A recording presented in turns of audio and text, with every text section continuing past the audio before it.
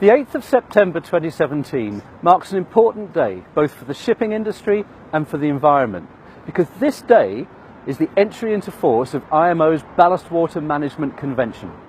The spread of invasive aquatic species in ships' ballast water has long been recognised as a major environmental threat, and this convention addresses it at the global level. So what does it mean for ships?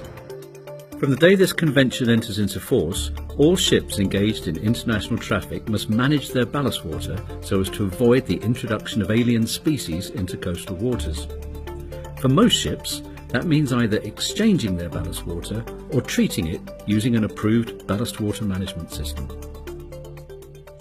Initially, there'll be two different standards corresponding to these two options. The D1 standard requires ships to exchange their ballast water in open seas, away from coastal waters.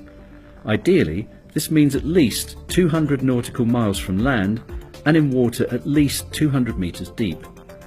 By doing this, fewer organisms will survive, and so ships will be less likely to introduce potentially harmful species when they do release their ballast water. D2 is a performance standard which specifies the maximum amount of viable organisms allowed to be discharged, including specified indicator microbes harmful to human health. From day one, all ships must conform to at least the D1 standard, and all new ships to the D2 standard. By 2024, all ships, new and existing, will have to conform to the D2 standard. For most existing ships, this involves installing special equipment, so there's an implementation timetable for them based on the date of their IOPPC renewal survey. But implementation of the convention actually begins straight away.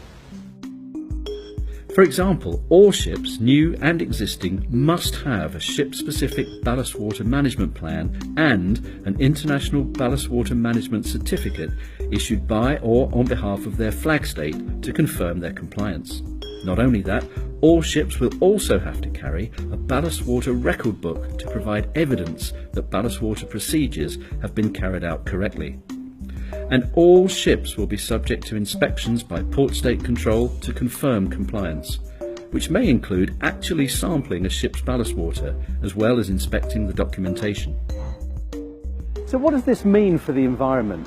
Well, it's good news, and again, from day one.